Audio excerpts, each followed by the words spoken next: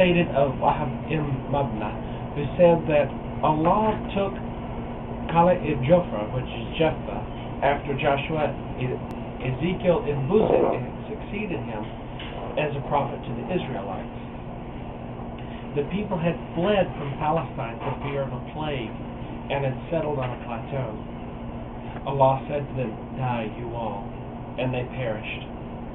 Centuries passed, and Ezekiel passed by, stopped over them, wondering. Then there came a voice, "Do you wish Allah to resurrect them while you watch?" He said, "Yes." Then he was commanded to call those bones to join one another and be covered with flesh. So he called them by the power of Allah, and the people arose and glorified Allah in the voice of one man. According to Ibn Abbas in a hadith, this place is called Damardan. Its people were inflicted with a plague, so they left their town, while a group of them did remain in the village, and they perished. The angel of death followed to the survivors. "Die, you all," and they perished. After a long time, a prophet called Ezekiel passed by them and stood wondering over them, twisting his jaws and fingers. And God revealed to them, "Do you want me to show you how I can bring them back to life?" Ezekiel said, "Yes." His idea was to marvel at the power of God over them. A voice said to him, "Call, O you bones, God commands you to gather up." And so he did. And the bones began to fly into one another until they became skeletons. Then God revealed to him to say, "Call, all you bones, God commands you to put on flesh and blood and clothes in which you have died." And so he did. And a voice said, "God commands you to call the bodies to rise." And he did, and the bodies rose. And they returned to life and said, "Blessed are you, O Lord, and all praise is yours." Ibn Abbas reported that the dead who were resurrected were 4,000, while Ibn Saleh said that they were 9,000. SubhanAllah. Can you imagine this, folks? People that had died of a plague for centuries and were nothing but rotted bone. And through the power of Allah, Ezekiel was able to call 9,000 people to come back to life. Now, regarding this plague, Abu Ubaidah ibn Jarrah related that Umar ibn al-Khattab was on his way to Syria. And remember, folks, Umar ibn al-Khattab was one of the rightly guided caliphs. So when he was on his way to Syria, he reached Sard, when the leader of the Muslim army, Abu Ubaidah, and his companions met him and told him of a pestilence that had broken out in Syria. Umar remembered the Prophet's warning. If a plague is in a country where you are staying, do not go out fleeing it. And if you hear it is in a country, do not enter it. Umar praised Allah and then went off.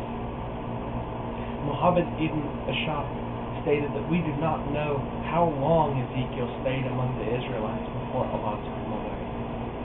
After him, the Israelites deviated from the right way of life, as they usually did, and deserted Allah's covenant. They worshipped many items, among them Baal.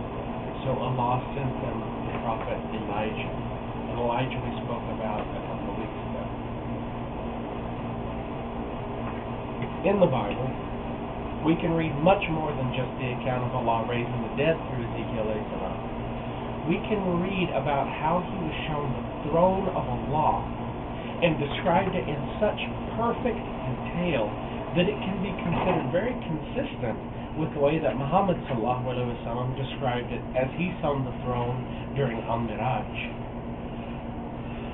Allah gave the prophecy to Ezekiel ﷺ so that he would be able to see the coming wars against Jerusalem and the way that Allah would allow the battles to conclude. Allah showed Ezekiel how the leaders of Israel were worshiping idols in concealed chambers inside the temple and in their own homes, so that Ezekiel could go and challenge them with specific knowledge. Allah had Ezekiel ﷺ testify against women prophets who gave prophecies from their own imaginations or from drugs, like mescaline. We spoke about that in our first section. Allah has never sent a woman to become a prophet, but He chose women to be the mothers and wives of His prophets, to give these men who were sent support and strength and a moral upbringing that was the best.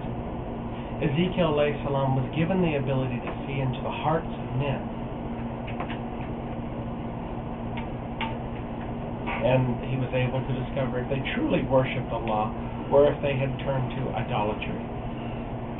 Allah also clearly expressed to Ezekiel that children do not inherit the sins of the parents, as had become accustomed to believe in the Jewish lore of the time. The teaching further goes on to shatter the concept of any form of inherited or original sin, and that's in the book of Ezekiel chapter 18. So we wonder why so many sects of Christianity teach original sin. Clearly, God has told through the prophet Ezekiel, and the book of Ezekiel chapter 18, it's in the Bible, that there is no such thing as original sin, that each individual is responsible for his own deeds and actions. Ezekiel was sent to challenge the kings and to become a bringer of doom to the kingdoms that had lost favor with Allah. He was also sent to win hearts and correct corrupted laws. Ezekiel alayhi salam was allowed to see the throne of Allah on multiple occasions and was given many abilities as his sign of prophecy, not the least of which was raising thousands of people to life who had been dead for centuries. So, as we see, he probably did have a dual portion. Next in line to examine is the prophet Isaiah, who is known as Shia in Arabic. Now this should be, sorry, I pronounced that wrong. It's Shia, not Shia. Shia is a sect of Islam. Shia is the name Isaiah in Arabic. Sorry about that.